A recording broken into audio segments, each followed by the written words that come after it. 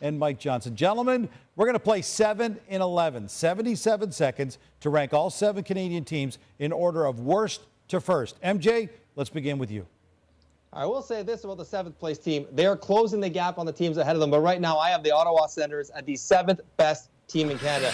We know they have lots of holes to fill, but they do have some nice pieces to grow with. We know Brady Tkachuk, Thomas Chabot are really foundational, talented players that you can become a winning team with. And Matt Murray maybe is the answer in net, will help them be more competitive and grow in the next couple of years there at number 7. Number 6, Winnipeg.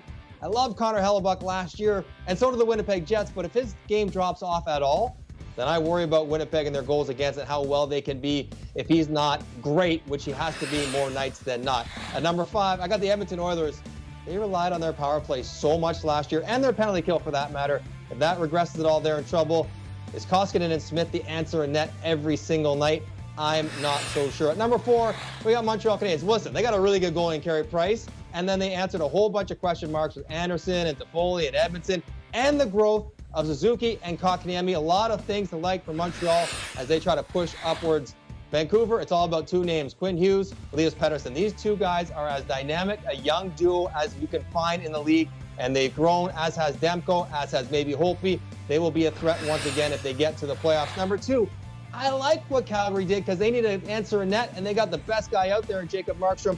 Tanev will help as well this year upcoming. And I think Gaudreau Monahan, who might have had a down year, will bounce back. They're the 2nd best team in Canada. But number 1, the Toronto Maple Leafs, with all their high-end talent, they'll score goals, they'll push the pace, and they've also answered Morgan Riley's partner with TJ Brody. And I like Freddie Anderson in that, and I like him with a backup of Jack Campbell that gives him some days off. Toronto Maple Leafs, when they put it all together, most talented and best team in Canada. Oh, interesting picks, Mike. I think we heard simultaneous jeers and cheers as you announced number 1. All right, Craig, you've heard Mike's picks. Now you're on the clock. Your chance to rank the 7 Canadian clubs. Well, I fully agree with Ottawa Senators at 7, and they are going to be a team to be reckoned with in the very near future. They will not be an easy out. They are building a very nice team. The addition of Matt Murray gives them that stabilizing force in the net. Number 1 defenseman in Thomas Chabot. Brady Tkachuk is the heartbeat, and they've added a lot of high-end skill through the draft. The Edmonton Oilers at 6. The absence of Oscar Klefbom really concerns me, but it's an opportunity for Darnell Nurse to take his game to a higher level. Big-time competitor. He needs to do more by doing less. This is that opportunity. The Vancouver Canucks are a work in progress. They were able to add Nate Schmidt because of Vegas Golden Knights' desire to have Pietrangelo. I trust what Jim Benny's doing. I love their young players. I love their prospects, but they're still a work in progress. At number 4, the Toronto Maple Leafs. Kyle Dubas has readjusted his lineup, but it still relies on the big 4 forwards and the goaltending. Morgan Riley to return to form. Those are still question marks. The Winnipeg Jets. Connor Hellebuyck wins the Vezina. They've augmented their blue line. They're adding 2 really good defensemen in Dylan Sandberg and Ville Heinola, and they got a second-line center to play with Line A, Paul Stastny. Calgary Flames. They haven't had a goaltender that can carry the load since Mika Kiprusoff left. They have that now in Jacob Markstrom. They have a perfect complement for Mark Giordano and Chris Tanev. I like where this team is headed. But the Montreal Canadiens, they summarily dismissed the Pittsburgh Penguins and exposed the Philadelphia Flyers in the playoffs. 2 Stanley Cup contenders. And all Marc Bergevin did was strengthen the team. Backup goaltending, blue line, scoring up front.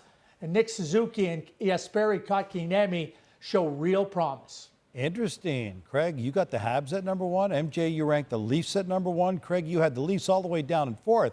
Gentlemen, make your cases for your ranking. MJ, you're up.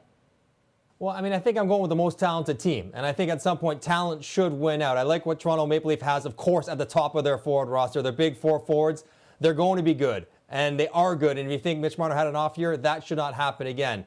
Did they finally find a partner for Morgan Riley on the right side of the first pair? If so, if that stabilizes, what a difference the team could do. But maybe most importantly, Freddie Anderson had a down year, and they were plagued by poor backup goaltending. I think both those things correct themselves in the upcoming year. You put all that together, maybe changing some of the mindset in the bottom 6 as well. To me, they're the number 1 team in the country, Craig.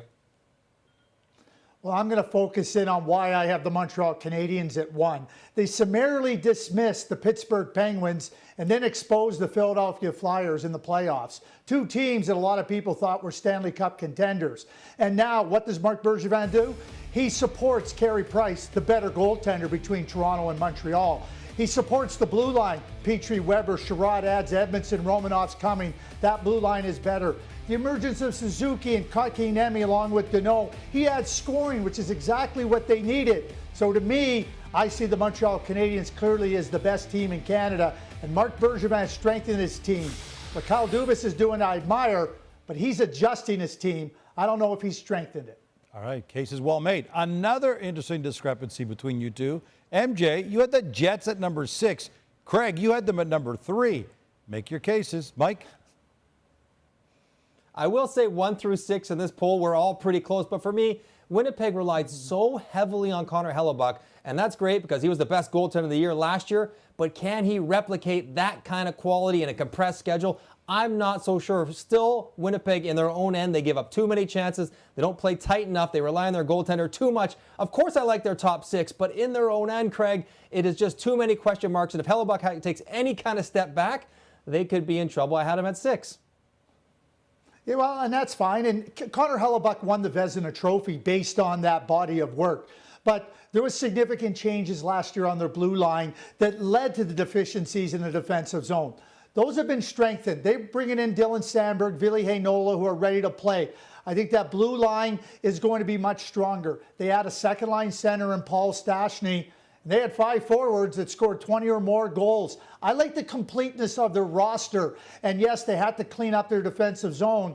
I think Kevin Cheveldayoff, with the additions coming into his lineup, has done exactly that.